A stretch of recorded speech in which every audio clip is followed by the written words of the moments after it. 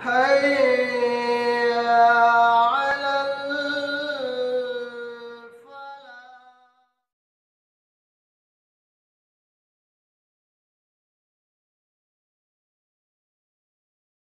الفلاح. يا أيها الذين آمنوا اتقوا الله وقولوا قولا سديدا يصلح لكم أعمالكم ويغفر لكم ذنوبكم ومن يطع الله ورسوله فقد فاز فوزا عظيما. أما بعد فإن خير الحديث كتاب الله وخير الهدي هدي محمد صلى الله عليه وسلم وشر الأمور محدثاتها وكل محدثة بدعة وكل بدعة ضلالة وكل ضلالة في النار. أعوذ بالله السميع العليم من الشيطان اللعين الرجيم من همزه ونفسه ونفسه. بسم الله الرحمن الرحيم. وجاهدوا في الله حق جهاده وهو اجتباكم وما جعل عليكم في الدين إلا أبيكم إبراهيم وسماكم المسلمين. ہر قسم کی تعریف توصیف برابر کی جائے اسے اللہ وحدہ لا شریک کے لیے لائق و زیبا و سزاوار ہے کہ جو ساری کائنات کا واحد اکیلا تنہا خالق بھی ہے، مالک بھی ہے، رازق بھی ہے اور وہی مدبر بھی ہے. اس کی حمد، اس کی کبریائی اس بات پر ادا کرنی چاہیے کہ اس نے اپنی انگنت و بے شمار مخلوقات میں سے ہم کو اور آپ کو اشرف المخلوقات بنا کر پیدا کیا اور ہماری رہنمائی کے لیے ہر دور میں، ہر زمانے میں، ہر وقت میں اپنے جانب سے رسول بھیجے، پیغمبر بھیجے، فرشتہ بھیجے. اور تمام انبیاء علیہ السلام پر بھی درود و سلام کا نزول ہو کہ جن میں سے نبی نے اپنے اپنے وقت میں اپنی اپنی امت میں اللہ کا پیغام کوئی کامرانی کے راستے بتلائے. اللہم صلی علی محمد وعلی آل محمد کما صلیت علی ابراہیم وعلی آل ابراہیم انکا حمید مجید. اللہم بارک علی محمد وعلی آل محمد کما بارکت علی ابراہیم وعلی آل ابراہیم انکا حمید مجید. خواتین و حضرات، خطبہ مسنونہ کے بعد سورہ حج کی جو آیت کریمہ میں نے آپ کے سامنے تلاوت کی، یہ آیت کریمہ دراصل حضرت ابراہیم علیہ السلام سے متعلق ہے. جیسا کہ ہم جانتے ہیں کہ یہ عید الاضحیٰ ہے اور اس عید کو حضرت ابراہیم علیہ السلام سے بڑا گہرا ربط اور بڑا گہرا تعلق ہے. اللہ رب العالمین نے حضرت ابراہیم علیہ السلام کا تذکرہ ان آیتوں کے اندر کیا. فرمایا کہ وجاہدوا فی اللہ حق جہادہ، کہ ایمان والو اللہ رب العالمین کے راستے میں انت تک کوشش کرو، مجاہدہ کرو، ہر قسم کی اللہ رب العالمین کو راضی کرنے کی کوشش کرو. اللہ کی رضا کی خاطر، اللہ رب العالمین کو خوش کرنے کی خاطر حسب استطاعت تم کوشش کیا کرو اور اللہ رب العالمین کی رضا حاصل کرنے کی کوشش کیا کرو. انسان کی جتنی استطاعت ہے، ہماری جتنی طاقت ہے، ہم اپنی حسب استطاعت اور حسب طاقت اللہ رب العالمین کے راستے میں مجاہدہ کریں اور اپنے نفس کے ساتھ جہاد کریں. اللہ رب العالمین نے اسی بات کا اس آیت کے اندر حکم دیا. پھر فرمایا کہ وَجَاهِدُوا فِي اللَّهِ حَقَّ جِهَادِهِ وَهُوَ اجْتَبَاكُمْ. اللہ نے اپنے نبی سے خطاب کیا اور کہا کہ هُوَ اجْتَبَاكُمْ، اے نبی کریم صلی اللہ علیہ وسلم، ہم نے آپ کو تمام انبیاء پر فوقیت عطا کی، آپ کو چنا. اسی طریقے سے آپ کی امت کو بھی، امت محمدیہ کو بھی ہم نے چن لیا. آپ کا جیسے ہم نے انتخاب کیا، امت محمدیہ کا بھی ہم نے اسی طریقے سے انتخاب کیا. اس سے معلوم ہوا کہ جس طریقے سے اس امت کے نبی مصطفیٰ ہیں، مجتبیٰ ہیں، مختار ہیں، اس امت، یہ امت کو بھی اللہ رب العالمین نے مصطفیٰ اور مختار ہونے کا شرف عطا کیا اور یہ اعزاز عطا کیا کہ اللہ رب العالمین نے اس امت کو بھی اللہ کے نبی صلی اللہ علیہ وسلم کی امت کے لیے چن لیا. پھر اللہ نے کہا کہ وَمَا جَعَلَ عَلَيْكُمْ فِي الدِّينِ مِنْ حَرَجٍ، کہ ہم نے اس دین کے اندر کوئی حرج اور کوئی مشکل نہیں رکھی. اللہ تعالیٰ نے انسانوں کو عمل کرنے کے لیے اس دین اور اس شریعت کے اندر کوئی ایسا قانون، کوئی ایسا حکم نہیں دیا کہ جو انسانوں سے پرے ہے، انسانوں کی استطاعت سے دور ہے. اس شریعت کا ہر حکم انصاف پر مبنی ہے، امن و امان پر مبنی ہے اور عدل پر مبنی ہے کہ انسان اپنی کوشش کے ذریعے اس دین کے ہر حکم پر عمل کر سکتا ہے. پھر اللہ رب العالمین نے کہا کہ ملت ابیکم ابراہیم، کہ اپنے باپ ابراہیم علیہ السلام کی ملت کی پیروی کرو. اللہ رب العالمین نے ابراہیم علیہ السلام کو ہمارا، آپ کا اور امت محمدیہ کا باپ قرار دیا. جیسا کہ ہم جانتے ہیں کہ ابراہیم علیہ السلام اللہ کے رسول صلی اللہ علیہ وسلم کے آباء اور اجداد میں آتے ہیں، لہذا اس اعتبار سے، ایک نوعیت سے اللہ حضرت ابراہیم علیہ السلام ہمارے اور آپ کی امت محمدیہ کے بھی روحانی باپ ہوئے. اللہ نے حضرت ابراہیم علیہ السلام کی ملت آپ کے راستے اور آپ کی ہدایت کی پیروی کرنے کا ان آیتوں کے اندر حکم دیا. فرمایا کہ ملت ابیکم ابراہیم، کہ اپنے باپ ابراہیم علیہ السلام کی ملت کی پیروی کرو. اب حضرت ابراہیم علیہ السلام کی ملت کیا ہے، آپ کا راستہ کیا ہے؟ حضرت ابراہیم علیہ السلام کی ملت یہ ہے کہ اللہ رب العالمین کی خاطر، اللہ رب العالمین کے لیے دنیا کے اندر، دنیاوی زندگی کے اندر ایثار اور قربانیوں کا جو بے نظیر نمونہ ہے، یہ ملت ابراہیمی ہے. ملت ابراہیمی کیا ہے؟ ایمان کی فتح اور کفر کی شکست کا نام ملت ابراہیمی ہے. ملت ابراہیمی کیا ہے؟ توحید کا نام لینا اور توحید کی فتح اور کامرانی اور شرک کی ہزیمت کا نام ملت ابراہیمی ہے. اطاعت اور فرما برداری کا بے نظیر جو نمونہ ہے، یہ ملت ابراہیمی ہے. نفسانی خواہشات کے خلاف ہر لمحہ جنگ کرنا اور نفسانی خواہشات کے خلاف ہمیشہ مجاہدہ کرنا، یہ ملت ابراہیمی ہے. ملت ابراہیمی کیا ہے؟ اللہ رب العالمین کی رضا کے لیے، اللہ رب العالمین کی خوشنودی کے لیے اپنے بیوی کو، اپنے بچوں کو، اپنے عزیزوں کو، اپنے رشتہ داروں کو ان سے دور ہو جانا، یہ ملت ابراہیمی ہے. الغرض ملت ابراہیمی یہ ہے کہ انسان، ہم اور آپ اپنی زندگی کے اندر اللہ کو راضی کرنے کے لیے، اللہ کو خوش کرنے کے لیے، اللہ کی رضا کو حاصل کرنے کے لیے اپنی زندگی کا ہر لمحہ اللہ رب العالمین کے آگے ڈال دے، اللہ کے سامنے وقف کر دے، یہ ملت ابراہیمی ہے. حضرات، اللہ رب العالمین نے ہم کو اور آپ کو جسم کے مختلف اعضاء عطا کیے. اللہ نے ہم کو سر عطا کیا، اس کی یہ عبادت ہے کہ ہم یہ سر صرف اللہ رب العالمین کے آگے جھکائیں. اللہ رب العالمین نے ہم کو دل عطا کیا، اس کی یہ عبادت ہے کہ اس دل کے اندر اللہ کا ڈر، اللہ کا تقویٰ پیدا کرے. اللہ نے ہم کو دماغ عطا کیا، اس کی یہ عبادت یہ ہے کہ اس دماغ کے ذریعے اللہ رب العالمین کی آیات پر غور اور فکر، تدبر اور تفکر کیا کرے. اللہ رب العالمین نے ہم کو آنکھیں عطا کی، اس کی عبادت یہ ہے کہ ان آنکھوں کے ذریعے اللہ رب العالمین کی آیات اور نشانیوں کو دنیا کے اندر دیکھیں اور اس سے عبرت اور نصیحت حاصل کرے. اللہ رب العالمین نے ہم کو کان عطا کیے، اس کی عبادت یہ ہے کہ ان کانوں کے ذریعے اللہ کے ذکر کو سنیں، اللہ رب العالمین کی حق بات کو سنیں. اللہ نے ہم کو زبان عطا کی، زبان کی عبادت یہ ہے کہ زبان کے ذریعے اللہ رب العالمین کا ذکر کریں اور اللہ رب العالمین کی وحدانیت کا اقرار کریں. اللہ نے ہم کو پیر عطا کیے، قدم عطا کیے، اس کی عبادت یہ ہے کہ ان قدموں کے ذریعے ہم نیک اور خیر کے کام کی طرف آگے بڑھیں.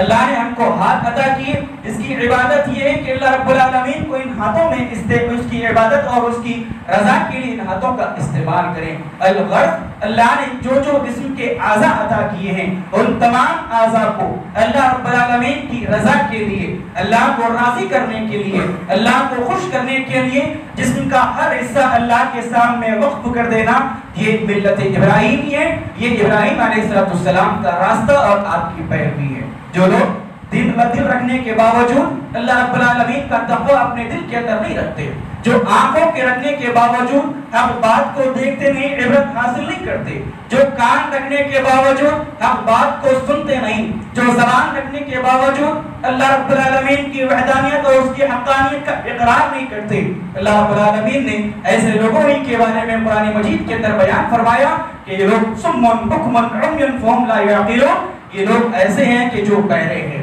کان رکھتے ہوئے یہ لوگ بہرے ہیں، آنکھ رکھتے ہوئے اندھے ہیں اور زبان رکھتے ہوئے یہ لوگ گونگے ہیں. اللہ رب العالمین نے دوسری جگہ پر قرآن مجید کے اندر بیان فرمایا کہ لہم قلوب لا يفقهون بها ولهم اعین لا يبصرون بها ولهم آذان لا يسمعون بها اولئک كالانعام بل هم اضل اولئک هم الخاسرون. ایسے لوگ کہ جو دل رکھنے کے باوجود اس میں اللہ کا ڈر، اللہ کا تقویٰ نہیں رکھتے، کان رکھنے کے باوجود حق بات کو نہیں سنتے، زبان رکھنے کے باوجود حق کا اقرار نہیں کرتے. اللہ نے ایسے لوگوں کے بارے میں کہا کہ اولئک کالانعام، یہ لوگ جانوروں کی طرح ہیں. بلکہ اللہ نے کہا کہ بل ہم اضل، بلکہ ان کی زندگیاں جانوروں سے بھی بدتر زندگی ہے کہ جو جسم کے تمام اعضاء رکھنے کے باوجود اپنے اعضاء کو اللہ کی اطاعت، اللہ کی فرما برداری اور اللہ رب العالمین کی خوشنودی کو حاصل کرنے کے لیے نہ ڈالے. حضرات، قرآن مجید کی آیات کے اندر جو خطبہ مسنہ کے بعد تلاوت کی گئی، انسانوں کو، مومنوں کو، مسلمانوں کو مجاہدے کا حکم دیا گیا، مجاہدہ کرنے کا حکم دیا گیا، نفس کے خلاف جہاد کرنے کا حکم دیا گیا، اور یہی مجاہدہ نفس کے خلاف یہی جہاد حضرت ابراہیم علیہ السلام کی زندگی کا سب سے عظیم درس اور سب سے عظیم سبق ہے امت محمدیہ کے لیے۔ مجاہدہ کس چیز کا نام مجاہدہ ہے؟ اللہ کے نبی صلی اللہ علیہ وسلم نے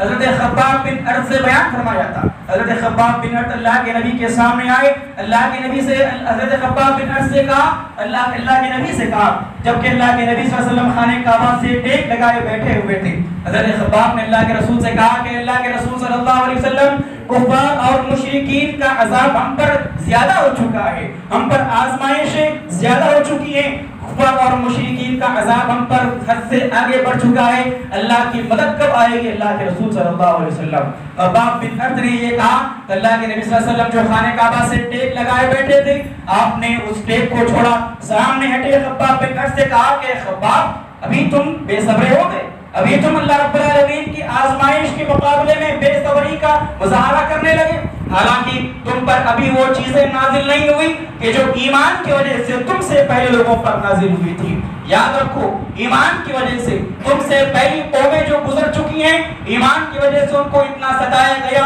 اور اتنی اذیتوں میں مبتلا کیا گیا کہ ایک آدمی کو زمین کے اندر آدھا دفن کیا جاتا، آرے کے ذریعے اس آدمی کے جسم کو چیر کر دو حصوں میں تقسیم کر دیا جاتا اور وہ ایمان سے نہ پھرتے۔ تم سے پہلی امتوں پر اللہ رب العالمین نے ایسی آزمائشیں برسائی ہیں، ایسی آزمائشیں نازل کی ہیں کہ ان کے دشمن، ایمان کے دشمن، اسلام کے دشمن لوہے کی کنگھیوں سے ان کے جسم کا گوشت نوچتے تھے، اس کے باوجود اللہ رب العالمین کی وحدانیت، اللہ رب العالمین کی توحید کا اقرار کرتے تھے اور ایمان سے نہیں پھرتے تھے۔ یہ مجاہدہ ہے۔ اللہ کے نبی صلی اللہ علیہ وسلم نے مجاہدے کا ایک اور مجاہدی کی اور ایک تعریف بیان کی کہ مجاہدہ کس چیز کا نام ہے؟ مجاہدہ اس عزم مصمم کا نام ہے کہ جو اللہ کے رسول صلی اللہ علیہ وسلم نے حضرت معاذ بن جبل رضی اللہ تعالی عنہ سے بیان فرمایا تھا۔ اللہ کے نبی نے حضرت معاذ بن جبل سے بیان فرمایا کہ لا تشرک باللہ، لا تشرک باللہ وَإِن قُتِلْتَ أَوْ حُرِّقْتَ، اے معاذ اللہ رب العالمین کے ساتھ کبھی شرک نہ کرنا، اگرچہ تم کو دنیا کے اندر قتل کر دیا جائے یا تم کو دنیا کے اندر دہتی ہوئی آگ کے اندر جلا دیا جائے، اس کے باوجود اللہ رب العالمین کے ساتھ کسی کو شریک نہیں کرنا، یہ مجاہدے کا نام ہے۔ مجاہدہ اور کس چیز کا نام ہے؟ اللہ کے رسول صلی اللہ علیہ وسلم کے اس ذوق عبادت کا نام مجاہدہ ہے کہ جس میں اللہ کے نبی نے بیان فرمایا تھا کہ افلا اکون عبدا شکورا۔ اللہ کے رسول صلی اللہ علیہ وسلم کا معمول تھا کہ آپ کے اگلے پچھلے سارے گناہ معاف تھے، اس کے باوجود اللہ کے نبی کا معمول کیا تھا؟ اللہ کے رسول صلی اللہ علیہ وسلم قیام اللیل کرتے، تہجد کا اہتمام کرتے، اور صحابہ کرام فرماتے ہیں کہ اللہ کے رسول صلی اللہ علیہ وسلم کی تہجد، آپ کا قیام اللیل ایسے ہوتا کہ آپ کے قدم پر، آپ کے پیروں پر سوجن آ جاتی، ورم آ جاتا۔ صحابہ کرام نے اللہ کے نبی سے پوچھا کہ اللہ کے رسول صلی اللہ علیہ وسلم آپ کے اگلے پچھلے سارے گناہ معاف ہیں، اس کے باوجود عبادتوں کا آپ کا یہ حال ہے، اس قدر آپ کیوں عبادتیں کرتے ہیں؟ اللہ کے نبی نے فرمایا تھا کہ افلا اکون عبدا شکورا، کہ میں اللہ رب العالمین کا شکر گزار بندہ نہ بنوں، اللہ کی اطاعت کر کے، اللہ کی فرما برداری کر کے، اللہ کی عبادت کر کے، کیا میں اللہ کا فرما بردار بندہ نہ بنوں؟ یہ مجاہدے کا نام ہے۔ مجاہدہ کس چیز کا نام ہے؟ اللہ کے رسول صلی اللہ علیہ وسلم کے اس شوق شہادت کا نام مجاہدہ ہے کہ جس میں اللہ کے نبی نے ایک جنگ کے اندر اپنی انگلی سے خطاب کر کے فرمایا تھا۔ ایک جنگ میں اللہ کے نبی صلی اللہ علیہ وسلم تھے، آپ کی انگلی جنگ میں شہید ہو گئی، اللہ کے نبی نے زخمی ہو گئی، انگلی سے خون بہنے لگا، اللہ کے نبی نے اپنی انگلی کو دیکھا، انگلی سے خطاب کیا کہ ہم تو اپنی جان ہتھیلی پر رکھ کر شہادت کے لیے میدان میں آئے ہیں، تو ایک انگلی ہے جو کہ زخمی ہوئی ہے۔ یہ مجاہدے کا نام ہے۔ اور مجاہدہ کس چیز کا نام ہے؟ اللہ کے نبی صلی اللہ علیہ وسلم کے وہ متبعین جو امام اہل سنہ جن کو کہا جاتا ہے، امام احمد ابن حنبل رحمۃ اللہ علیہ، امام اہل سنہ، یہ ان کی زندگی، ان کی حیات طیبہ، یہ ایک مجاہدے کی اعلیٰ اور بے نظیر ایسی مثال ہے کہ جو رہتی دنیا تک تاریخ کے بابوں کے اندر روشن رہے گی۔ امام اہل سنہ امام احمد ابن حنبل رحمۃ اللہ علیہ نے کتاب و سنت کی بالادستی کے لیے اپنی زندگی کے اندر جو قربانیاں دی اور جو استقامت کا جو استقامت کی جو مثال انہوں نے قائم کی وہ رہتی دنیا تک ایک عظیم مثال ہے۔ حضرت امام احمد بن حنبل رحمۃ اللہ علیہ کے بیٹے عبداللہ بیان کرتے ہیں کہ میں نے اپنے باپ سے بار بار یہ کہتے ہوئے سنا کہ رحم اللہ ابا الحیثم، غفر اللہ ابا الحیثم، رحم اللہ ابا الحیثم، غفر اللہ ابا الحیثم، کہ اللہ رب العالمین ابو الحیثم پر رحم کرے، اللہ رب العالمین ابو الحیثم کی مغفرت کرے۔ عبداللہ کہتے ہیں کہ میں نے اپنے باپ سے اپنے والد سے ایک مرتبہ پوچھا کہ ابا جان آپ یہ ابو الحیثم کا بار بار نام لیتے ہیں اور اس کے لیے رحمت کی دعائیں کرتے ہیں اور اس کے لیے اللہ سے مغفرت کی دعا کرتے ہیں، بالآخر یہ ابو الحیثم کون ہے؟ امام احمد بن حنبل رحمۃ اللہ علیہ نے عبداللہ اپنے بیٹے سے بیان کیا کہ ابو الحیثم وہ آدمی ہے کہ جب مامون کی پولیس نے مجھ کو جیل کے اندر ڈالا، مامون کی پولیس نے مجھ پر اذیتیں اور تکلیفیں برسائیں، مجھ پر آزمائشوں کا نزول ہوا، یہ ابو الحیثم ایک مرتبہ مجھ کو کوڑے برسانے کے لیے لے جایا جا رہا تھا، ابو الحیثم میرے سامنے آیا، اس نے مجھ سے کہا کہ اے احمد بن حنبل کیا آپ مجھ کو جانتے ہیں، مجھ کو پہچانتے ہیں؟ امام احمد بن حنبل نے کہا کہ نہیں، میں تجھ کو نہیں جانتا۔ ابو الحیثم نے کہا کہ میں ابو الحیثم ہوں، میرا نام ابو الحیثم ہے اور میں اس شہر کا، اس بستی کا معروف اور مشہور چور اور ڈاکو ہوں، اور مامون کی پولیس کے اندر، ان کی پولیس کی لسٹ کے اندر میرا نام سر فہرست ہے، اور میرا معاملہ کیا ہے؟ میں ہمیشہ چوری کرتا ہوں اور ہمیشہ پکڑا جاتا ہوں اور ہمیشہ یہ مامون کی پولیس مجھ کو سزا دیتی ہے اور میں سزا پا کر چھوٹتا ہوں، باہر جاتا ہوں، دوبارہ چوری کرتا ہوں، دوبارہ ڈاکہ کرتا ہوں اور دوبارہ اپنی سزا کو پانے کے لیے آتا ہوں۔ اے احمد بن حنبل یاد رکھنا، میں نے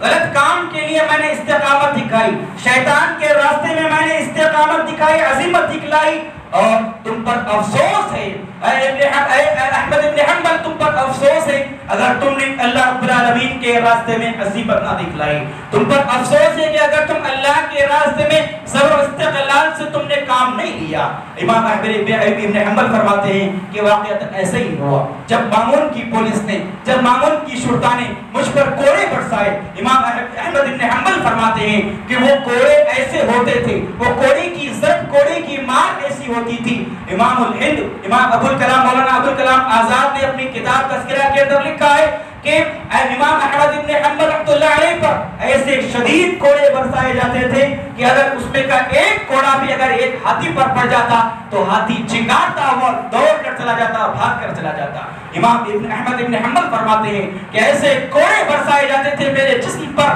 کہ میرا صبر اور میرا استقلال جواب دے جاتا تھا، لیکن جب کبھی میرا صبر ٹوٹنے لگتا، مجھ کو اس ڈاکو، اس چور ابو الحیثم کی بات یاد آتی اور میں اپنے آپ کو ملامت اور تسلی دیتا کہ اگر میں اللہ رب العالمین کے راستے میں ان آزمائشوں اور تکلیفوں کو نہ جھیلوں تو میری اپنی زندگی پر حیف اور افسوس ہے۔ یہ مجاہدے کا نام ہے، یہ نفس کے خلاف مجاہدے کا نام ہے۔ یہ عید قربان، یہ عید الاضحیٰ کا موقع ہے اور یہ عید کا یہ موقع، یہ عید کا یہ وقت ہمارے لیے، آپ کے لیے، تمام امت مسلمہ کے لیے اس بات کی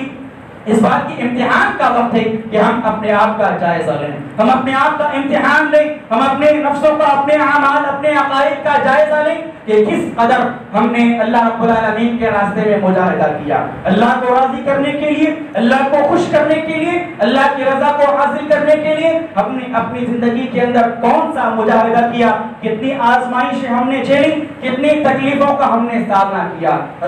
یاد رکھیں